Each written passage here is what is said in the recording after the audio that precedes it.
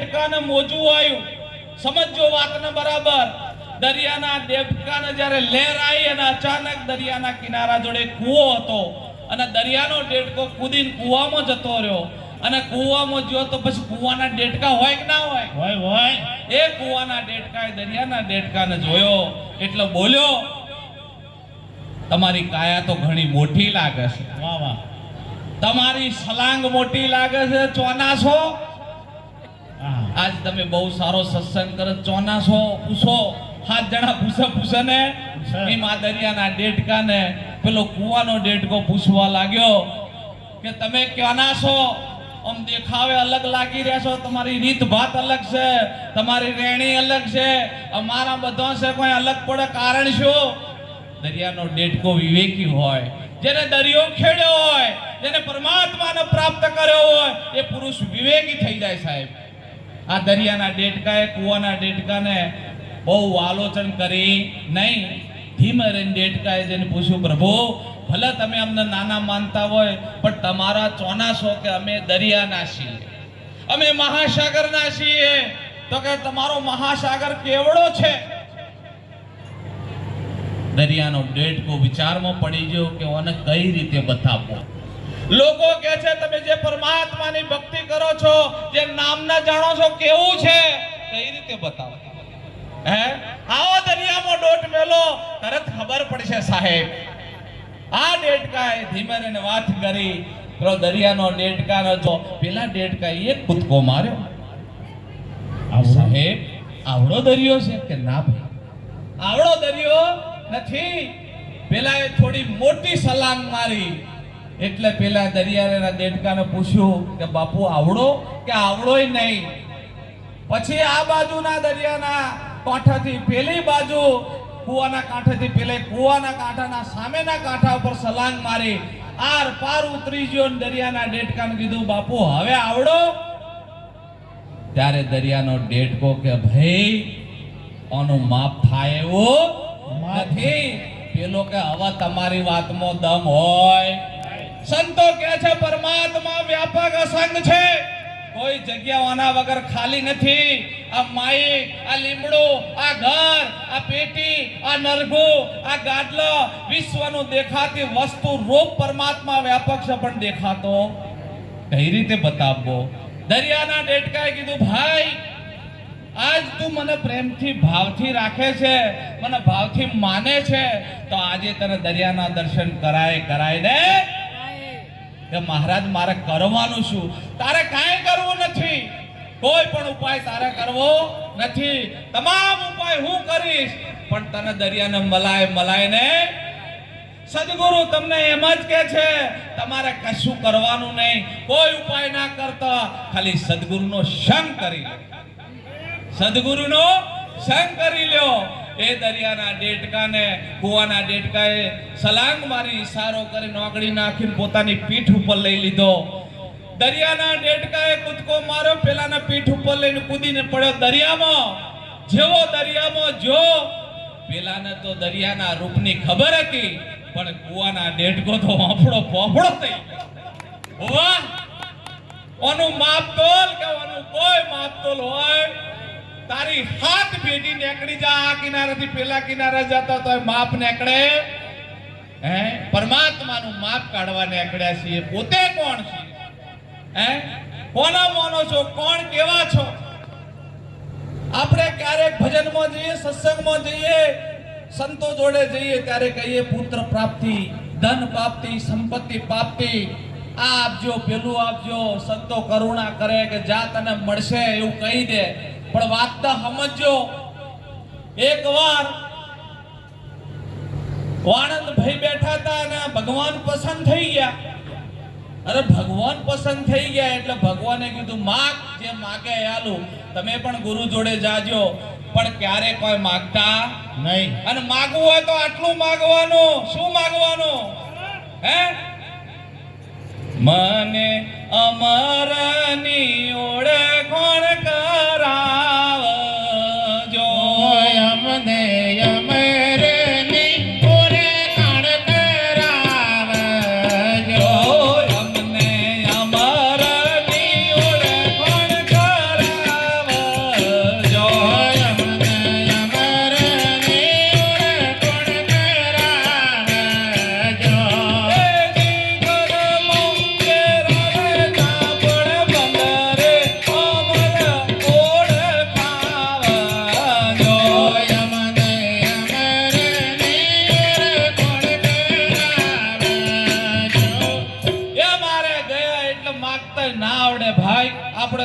લઈને આવી પુત્ર 100 વરસ ધન સંપત્તિ થોડા વરસ બધું જાય ને જાય. આવું માગીને આય ક્યારે માગવું ને. હે ગુરુ મહારાજ, જો ઓળખાણ કરાવી હોય તો અમરની ઓળખાણ, અમર શું છે, અમર તત્વ શું છે એની ઓળખાણ કરાવો. આ તો આમાં ભાઈએ તો માગ્યું કે ભાઈ મહારાજ, જો તમે પસંદ થયા હો, મારું દર્પણનો ફ્રેમ હોનાની થઈ જાય, મારી વાટકી હોનાની થઈ જાય, મારો અસ્ત્ર હોનાનો થઈ જાય, જય હો. મારી ખુરશી હોનાની, થઈ જાય. મારી દુકાન આખી હોનાની થઈ જાય. ભગવાન કે આલ્યું બધું હોનાનું થઈ ગયું ને એકવાર અમારા ડાયરામ મહારાજ ને ભિખારામ મહારાજ જેવા જ્યાં વતુ કરાવ. વતુકરામાં જ્યાં બેઠા ખુરશી ઉપર જઈને અને ખુશ થઈને બોલ્યા, વાહ મારા ભાઈ, તે તો શું પરમાત્માની ભક્તિ કરી, ચારે બાજુ હોનું હોનું ને. બોલો.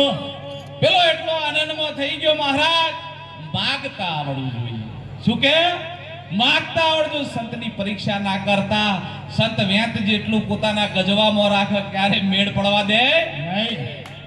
એ વખત માગતા માગતા કીધું, ભાઈ એક કહું વાત કે તારી એક ભૂલ છે કે શું, બધું હોનાનું માગી લીધું પણ તે મોટામાં મોટી ભૂલ કરી, તને ખબર કે શું મહારાજ?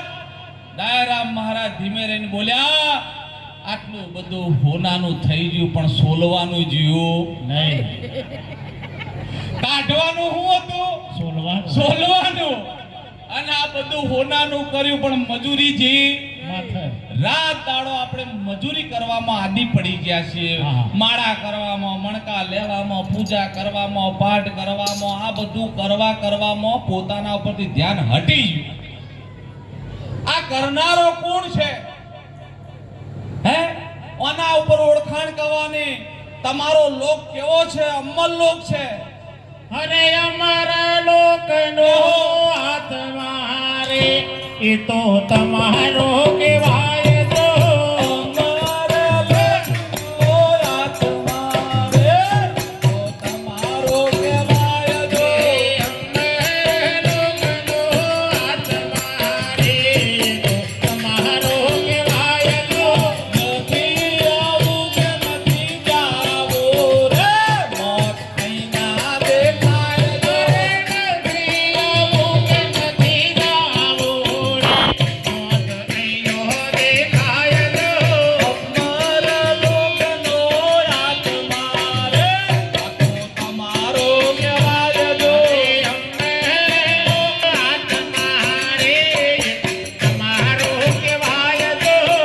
તો હિલ્લો છે મોઘા મૂલનો રે, જોજો કચરામાં ના જાય જો.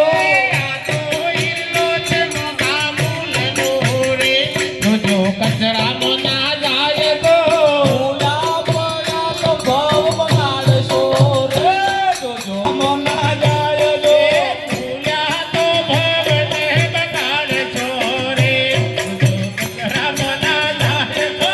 રવિ ચડ પદ ના ખોડજો રે, ફેર જન્મ ના થાય જો. હવે તરપદને ઢોરજો રે, ફેર જલન થાય જો. આ તો હિલ્લો છે મોઘા મૂલનો રે, જોજો કચરામાં ના જાય જો. એ હાથો ઈલ્લો છે મોઘા મૂલનો રે, જોજો કચરામાં ના જાય જો. શ્રુતિ સમૃદ્ધિ બધા ગાય છે રે, અહીં આત્માનું જ્ઞાન જો. સમૃદ્ધિ ગાય છે રે, હાથો આત્માનું જ્ઞાન જો. સદગુરુ મહારાજ શું કહે છે? તમામ વસ્તુ કરવી અને તમામ વસ્તુઓ કર્યા પછી જો કોઈ પ્રાપ્ત થાય, વસ્તુ સાચી હોય, જે વસ્તુ રસ્તો કાપીને પ્રાપ્ત કરવામાં આવે તો એ મળેલી વસ્તુ જાય ને. અહીંયા એવી વસ્તુ પ્રાપ્ત કરી લો, તમારાથી સહેજ દૂર નથી, વાહ વાહ. તમારાથી સહેજ દૂર. નથી. કેમ?